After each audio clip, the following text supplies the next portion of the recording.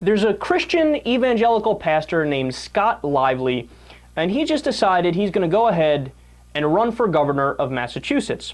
Now, you're probably thinking, like, the first thought that popped into my head was, well, I mean, I guess he's liberal, because if he's running in Massachusetts, the only prayer you have is if you're liberal.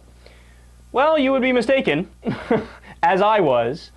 No, this guy is pretty much as conservative as it gets. In a statement earlier this week, he said that God told him to run, naturally, and, quote, "The people of this state need a candidate who can clearly and unapologetically articulate biblical values without fear or compromise."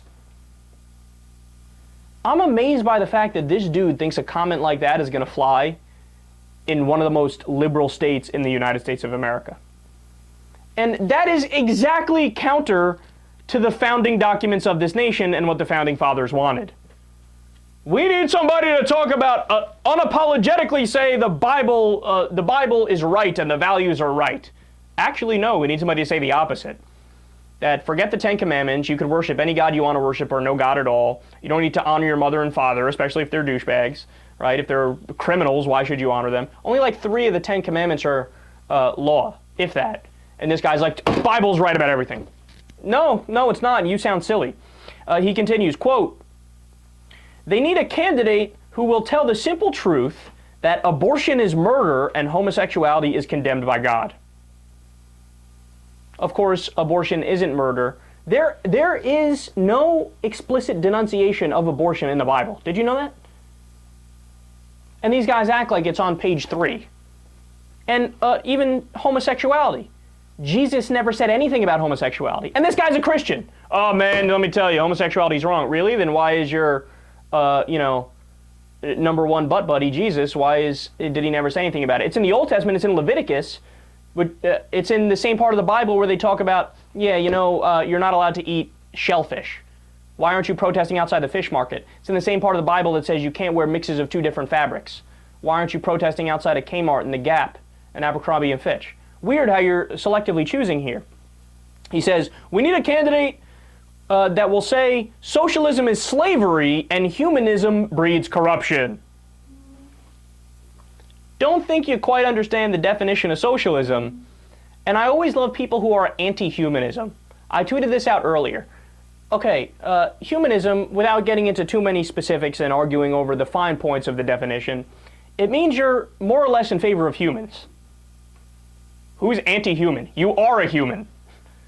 No, I am anti-humanism. I am pro-fairyism and pro-ferretism.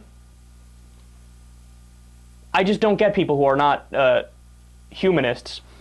And he says, but mostly they need a leader who will remind the people that Massachusetts was founded upon Jesus Christ and the Bible, and that our future security and prosperity depend upon restoring our trust in him. You know, the guy makes a good point, which is why in the Bible, in the Constitution, they reference the Bible 0 times. But it's okay because they reference Jesus 0 times. But it's okay because they reference God 0 times. In fact, they have the Establishment Clause, which says the government needs to remain neutral on issues of religion, and you can't promote one or the other. But they flipped the truth exactly on its head.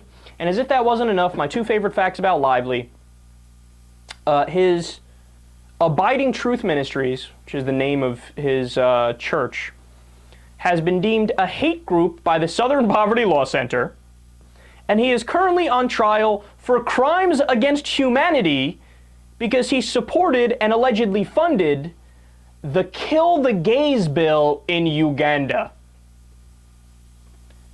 Okay, this might be the most destined for failure political campaign in human history. And what's the over-under until we catch him blowing a dude in a bathroom? I go 3 months.